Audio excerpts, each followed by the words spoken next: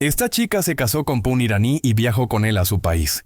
Para conocer a su familia, ella estaba feliz, pero no sabía lo que le esperaba. Los familiares de él apenas la vieron, le dieron una túnica larga para que se la pusiera. Porque todas deben usarla.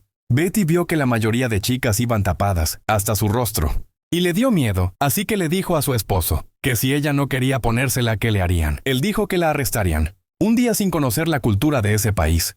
Dejó un mechón al descubierto, provocando la ira de los agentes, quienes la castigaron por este hecho. La familia de su esposo intervino para que no la lastimaran. Las demás mujeres la ayudaban a punto a arreglarse su velo. Los agentes se alejaron mientras su esposo la consolaba. Pero Betty no estaba de acuerdo con eso. Ella era norteamericana y sabía que en unas semanas volvería a su país. Así que trató de relajarse. Pero el día que se devolverían a su país, su esposo le dijo que había renunciado a su trabajo. Ella se desesperó porque eso significaba una cosa, que tendrían que quedarse allí porque su esposo no se devolvería. Betty colapsó en contra de su marido, quien la golpeó para que dejara de gritar. Betty sabía que su pesadilla había comenzado. Él le quitó todos sus papeles para que ella no pudiera irse. Ella, sin saber qué hacer, decidió hablar con la familia de su esposo, esperando apoyo por parte de ellos.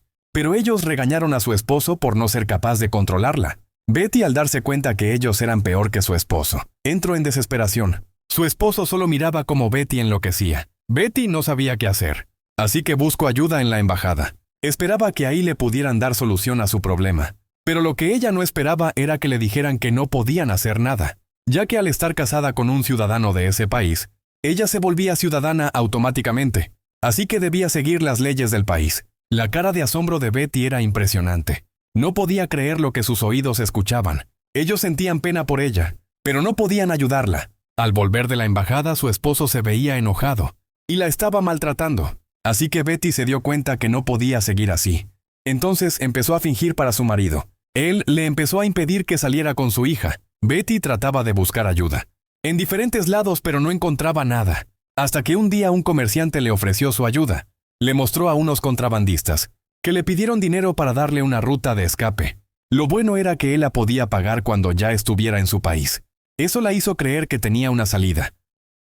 Pero lo malo fue que su hija tuvo que asistir a la escuela y lloraba porque no quería estar ahí.